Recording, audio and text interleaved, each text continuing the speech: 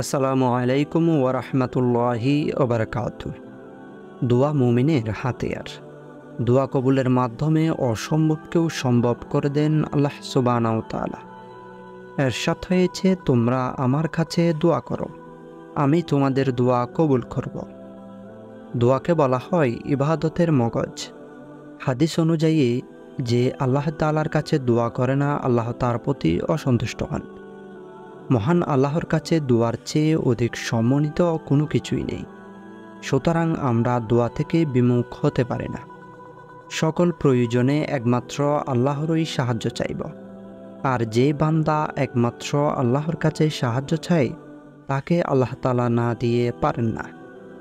রাসূল করিম সাল্লাল্লাহু আলাইহি ওয়াসাল্লাম বলেন, নিশ্চয়ই তোমাদের মহান প্রভু চিরঞ্জীব ও অতি দয়ালু। যখন তার কোনো বান্দা তার প্রতি হাত উঠায়, তখন তিনি কালে হাতে ফিরিয়ে দিতে লজ্জাবোধ করেন। মহান আল্লাহর সন্তুষ্টি লাভের মাধ্যমে দুনিয়া ও আখিরাতের সর্বাধিক কল্যাণ লাভের উপায়। হেদায়েতের সম্পর্ক কেবল আল্লাহ তাআলার সঙ্গে। আল্লাহ তাআলা যাদেরকে হেদায়েত করেন তারা ছাড়া সবাই পথভ্রষ্ট। তাই মহান আল্লাহর কাছে হেদায়েত বা সুপথ প্রাপ্তির দোয়া করা আবশ্যক। আল্লাহ তাআলা পবিত্র কোরআনে তার বান্দাদের শিখিয়েছেন কিভাবে এই প্রার্থনা করতে হবে। রাসূল করিম সাল্লাল্লাহু আলাইহি ওয়াসাল্লাম পথভ্রষ্টতার ঊর্ধ্বে থাকার পরেও হেদায়েত লাভের দোয়া করতেন। হেদায়েতের জন্য অনেক দোয়া করা যায়। এই পৃথিবীতে কারো চলার পথ কুসুমাস্তীর্ণ ও সহজ নয়। ছাত্র, শিক্ষক, শ্রমিক, মজুর, চাকরিজীবী সবাইকে প্রতিনিয়ত মেহনত করে জীবনযুদ্ধে এগিয়ে চলতে হয়। চেষ্টা প্রচেষ্টার পাশাপাশি এই বন্ধুর পথ অতিক্রমে দয়াময় আল্লাহর সাহায্যের বিকল্প নেই। মহান রব্বুল আলামিন মানুষকে কম বেশি বিবেক বুদ্ধি দিয়েছেন দুর্গম পথে কাটা বেঁচে চলার জন্য। এই পৃথিবীর শ্রেষ্ঠ মানুষ, শ্রেষ্ঠ নবী রহমাতুল্লিল আলামিন কোরআনুল কারিমের আল্লাহর প্রদত্ত ওহির জ্ঞানের মাধ্যমে সেই আলোকিত সড়কের সন্ধান দিয়েছেন। আল্লাহ তাআলা বলেন, আমি মানুষকে সৃষ্টি করেছি কষ্ট ও পরিশ্রমের মধ্যে। এই কষ্ট, ব্যথা, বেদনার বিপরীতে আছে সুখ, শান্তি ও স্বস্তি। আল্লাহ তাআলা কখনো কখনো দোয়ার মাধ্যমে পরিবর্তন করেন মানুষের জীবন। এটি একটি সত্য সিদ্ধ বিষয়। আবু হুরায়রা রাদিয়াল্লাহু তাআলা আনহু থেকে বর্ণিত, রাসূল করিম সাল্লাল্লাহু আলাইহি ওয়াসাল্লাম বলেন, দোয়া ছাড়া কোনো কিছুই ভাগ্য পরিবর্তন করতে পারে না, আর নেক আমল ব্যতীত হায়াত বৃদ্ধি পায় না। এক হাদিসে আছে, যদি তোমার উপর কোনো বিপদ আসে তাহলে এই কথা বলো না, যদি আমি এই রকম করতাম তাহলে আমার এমন হতো না। বরং তুমি বলো, আল্লাহ যা তাকদিরে রেখেছেন এবং যে ইচ্ছা করেছেন তাই হয়েছে। কেননা যদি কথাটা শয়তানের জন্য কুমন্ত্রণার পথ খুলে দেয়। আল্লাহ তাআলা কখনো কখনো দোয়ার মাধ্যমে বান্দার জীবনের পরিবর্তন আনেন। বিশিষ্ট আলেমী দ্বীন ডক্টর মেহমদ সাইফুল্লাহ বলেন, এটি শতভাগ সত্যি কথা যে কোনো বান্দা যখন আল্লাহর কাছে মন থেকে দোয়া করে তাহলে তার তাকদীর পরিবর্তন হবে। তবে দোয়াটা সেইভাবেই করতে হবে, নিজেকে নিবেদন করতে হবে, আল্লাহর কাছে আকুতি দিয়ে চাইতে হবে। দোয়া কবুল হলে তার ভাগ্যের পরিবর্তন হবেই হবে। এই ক্ষেত্রে মহান আল্লাহ তাআলা বলেছেন, তোমরা ইচ্ছা করলেই দোয়া করতে পারো না, যদি আল্লাহ তাআলা ইচ্ছা না করেন। আল্লাহ তাআলা যখন আমাদের দোয়া করার তৌফিক দান করেন, তখন আমাদের এই দোয়া করা উচিত যে, হে আল্লাহ, আমি আপনার কাছে পানাহ চাই দুশ্চিন্তা, দুর্ভাবনা থেকে, দুর্বলতা, অলসতা, অসহায়ত্ব, কৃপণতা, কাপুরুষতা এবং মানুষের অনিষ্ট থেকে। আল্লাহ তাআলার কাছে দোয়া ইবাদত করার জন্য তার তৌফিক চাওয়ার শিক্ষা দিয়েছেন প্রিয় নবী হযরত মুহাম্মদ রাসূলুল্লাহ সাল্লাল্লাহু আলাইহি ওয়াসাল্লাম। এক হাদিসে মুআয ইবনে জাবাল রাদিয়াল্লাহু তাআলা আনহু বলেন, একদিন নবী করিম সাল্লাল্লাহু আলাইহি ওয়াসাল্লাম আমার হাত ধরে বললেন, হে মুআয, আমি তোমাকে ভালোবাসি।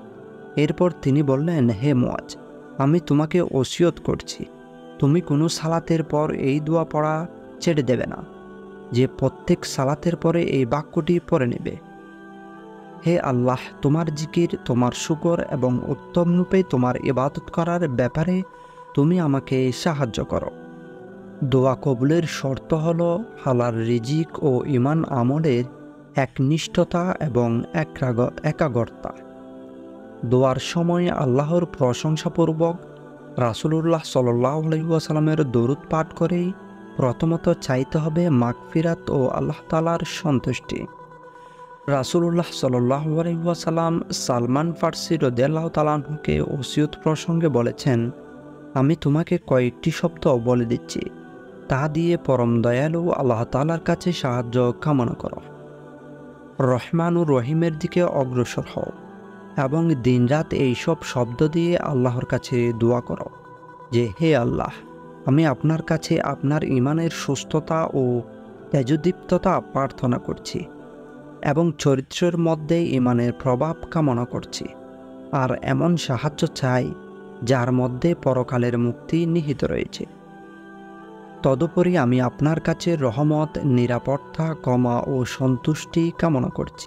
আব্দুল্লাহ ইবনু উমার রাদিয়াল্লাহু তাআলা আনহু আল্লাহর নামে শপথ করে বললেন, এদের কারো কাছে যদি উহুদ পাহাড় পরিমাণ স্বর্ণ থাকে এবং তা দান খয়রাত করে দেয়, তবে আল্লাহ তার এই দান গ্রহণ করবেন না যতক্ষণ পর্যন্ত সেই তকদিরের উপর ঈমান আনবে না। বান্দার দোয়ার মাধ্যমেই তাকদির পরিবর্তন অসম্ভব নয়, তবে তাকদিরের রয়েছে দুটি ধরন। একটি হলো তাকদিরে মোবরাম, যার পরিবর্তন হয় না, যেমন মৃত্যু, তাকদিরে যখন লেখা আছে তখন হবেই। দ্বিতীয়ত তাকদিরে মুআল্লাক, যেমন দুঃখ, কষ্ট, রোগ, সুখ দোয়ার মাধ্যমে পরিবর্তন হয়। কুরআনুল কারিমে আল্লাহ তাআলা বলেছেন, তোমাদের কর্মের ফল তোমাদের অনেক গুনাহ আল্লাহ তাআলা ক্ষমা করে দেন।